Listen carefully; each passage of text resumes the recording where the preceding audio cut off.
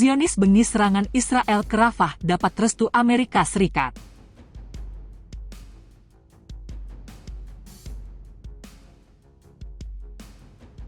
אמרתי כבר שאם צריך נילחם בציפורניים, אבל יש לנו הרבה יותר מאשר ציפורניים. ובאותן תעצומות נפש, בעזרת השם, יחד ננצח.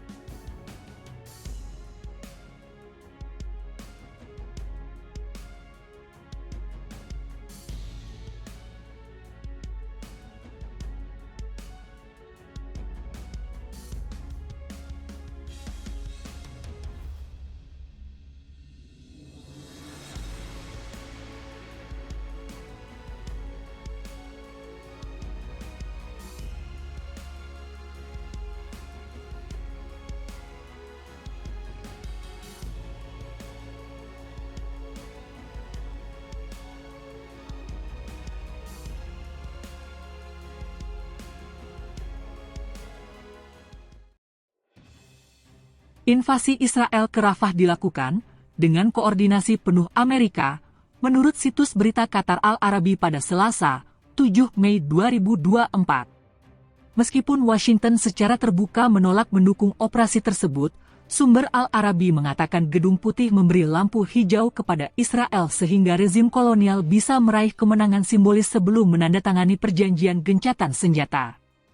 Setelah menggempur kota padat penduduk itu dengan serangan udara, tank dan pasukan Israel memasuki distrik timur Rafah pada Senin malam. Pada Selasa pagi, militer Israel mengatakan mereka telah mengambil kontrol operasional di perbatasan Rafah sisi Gaza yang menghubungkan daerah kantong Palestina dengan Mesir.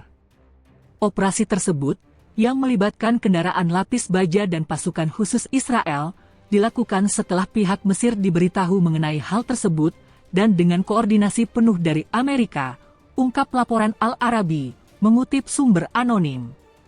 Beberapa jam sebelum IDF memulai serangannya terhadap Rafah, juru bicara Departemen Luar Negeri Matthew Miller mengatakan kepada wartawan bahwa Washington tidak mendukung Israel melancarkan operasi militer skala penuh di Rafah. Miller mengatakan, operasi militer di Rafah saat ini akan secara dramatis meningkatkan penderitaan rakyat Palestina. Namun di balik layar, para pejabat Amerika memberikan pesan berbeda kepada Israel. Pemerintah Amerika telah memberikan lampu hijau kepada Perdana Menteri Israel Benjamin Netanyahu untuk operasi terbatas dan jangka pendek yang mungkin memakan waktu beberapa hari untuk mencapai citra kemenangan yang dapat dia pasarkan kepada para menteri sayap kanan, ujar seorang sumber barat yang tidak disebutkan namanya di Kairo mengatakan kepada Al-Arabi. Ketika operasi selesai, sumber itu mengklaim, Netanyahu akan menyetujui perjanjian gencatan senjata yang ditengahi Qatar dan Mesir yang disetujui Hamas pada Senin pagi.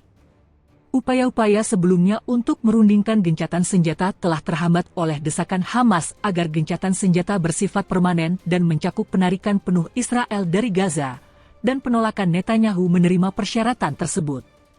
Sekutu koalisi sayap kanan Netanyahu berpendapat perjanjian apapun dengan Hamas berarti menyerah, dan pemimpin Israel harus terus melakukan invasi ke Rafah meskipun ada keberatan dari AS, Uni Eropa, dan sejumlah negara lain serta organisasi internasional. Menurut sumber Al-Arabi di Barat, Direktur CIA William Burns memberikan persetujuan Washington atas serangan tersebut kepada Kepala Mossad David Barnea melalui panggilan telepon pada Senin. Jika Netanyahu memperluas operasinya, AS akan melarang pengiriman amunisi dan peralatan militer yang ditangguhkan ke Israel, ungkap Burns kepada Barnea. Komentar ini kemungkinan merujuk pada pengiriman senjata Amerika yang diklaim pejabat Israel pada hari Minggu ditahan oleh Amerika. Isi dari paket senjata tersebut tidak jelas, dan baik pemerintah Amerika Serikat maupun Israel belum memberikan komentar mengenai hal tersebut.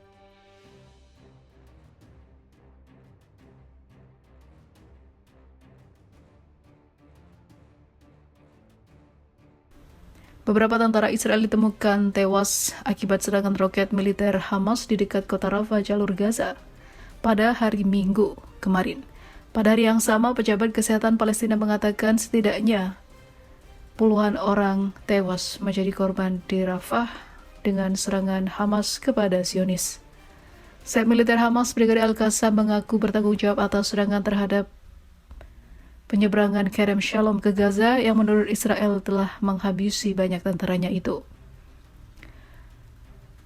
Militer Israel mengatakan 10 proyektil diluncurkan dari Rafah di Gaza Selatan menuju area penyeberangan yang menurut mereka sekarang ditutup untuk truk bantuan yang menuju ke wilayah pesisir tersebut.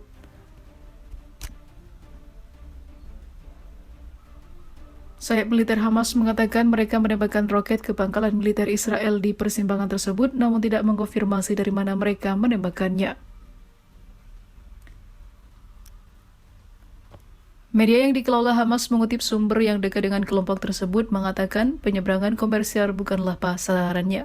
Lebih dari 1 juta warga Palestina berlindung di Rafah dekat perbatasan dengan Mesir. Tak lama setelah serangan Hamas, serangan udara Israel menghantam sebuah rumah di Rafah yang menghabisi beberapa orang dan melukai puluhan lainnya. Militer Israel mengkonfirmasi serangan balasan tersebut dengan mengatakan bahwa serangan tersebut menghantam peluncur tempat proyektil Hamas ditembakkan serta struktur militer. Peluncuran yang dilakukan oleh Hamas di dekat penyeberangan Rafah adalah contoh nyata eksploitasi sistematis yang dilakukan oleh organisasi Zionis.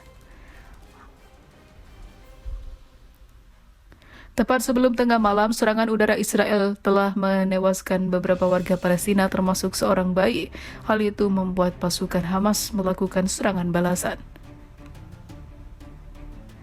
Sebelumnya, Israel telah berjanji untuk memasuki kota Gaza Selatan dan mengusir pasukan Hamas di sana, namun menghadapi tekanan yang semakin besar untuk menahan serangan karena operasi tersebut dapat menggagalkan upaya kemanusiaan yang rapuh di Gaza dan membahayakan lebih banyak nyawa.